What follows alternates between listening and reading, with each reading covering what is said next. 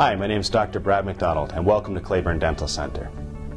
Our group of dentists, specialists, including our orthodontists, have been serving the Abbotsford area for over 25 years. We prepared a series of videos about your dental health, and I hope you enjoy.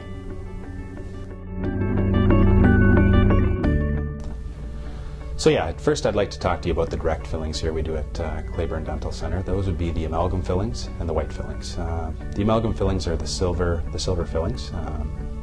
They tend to come along with a little bit of controversy. Those are the fillings that do have the mercury inside them that I'm sure people have heard about. Canadian Dental Association, American Dental Association, the World Health Organization, they all still support amalgam.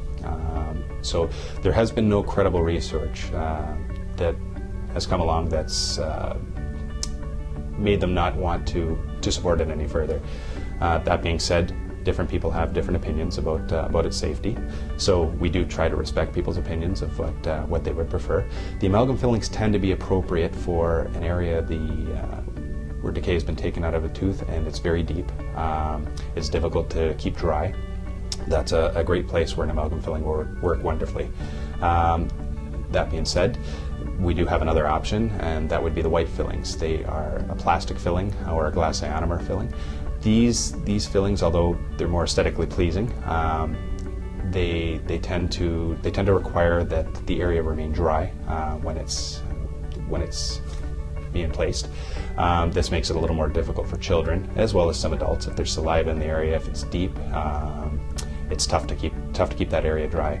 Therefore, they can't bond to the tooth. So those fillings actually require a bond to the tooth, and if you have it contaminated with water, contaminated with saliva, as well as blood, which tends to happen, then it makes them a little less appropriate.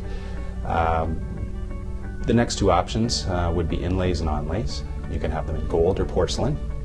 Okay, the porcelain is basically, it can be a block of porcelain that is milled out in a CAD/CAM machine to fit the hole that's made after the cavity is taken out. So you remove the decay, there will be what's left of the tooth, and you can get a CAD/CAM machine to mill out a block that's going to fit perfectly into that spot.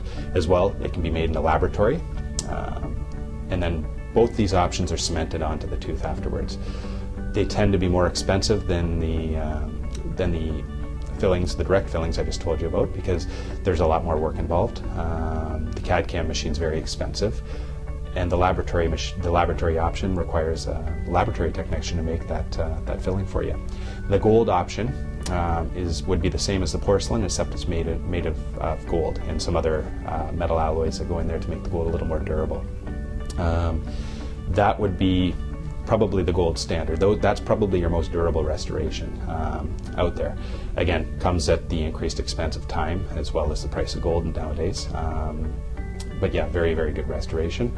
And finally, for the adult, if the tooth is very broken down, we may be considering a crown. And that's basically, you shave around the outside of the tooth and take an impression of the tooth, and they make a crown basically to cover over what's left of the tooth. So it goes over your tooth like a thimble to protect what's left. They can be made out of gold, they can be made out of porcelain, they can be made out of gold and porcelain, which is the third option is typically your most popular, gold and porcelain option. Please keep in mind that these videos are for informational purposes only. For specific dental issues, please call your local dental clinic. Thank you for watching. We'd like to email you the link to the entire dental health series.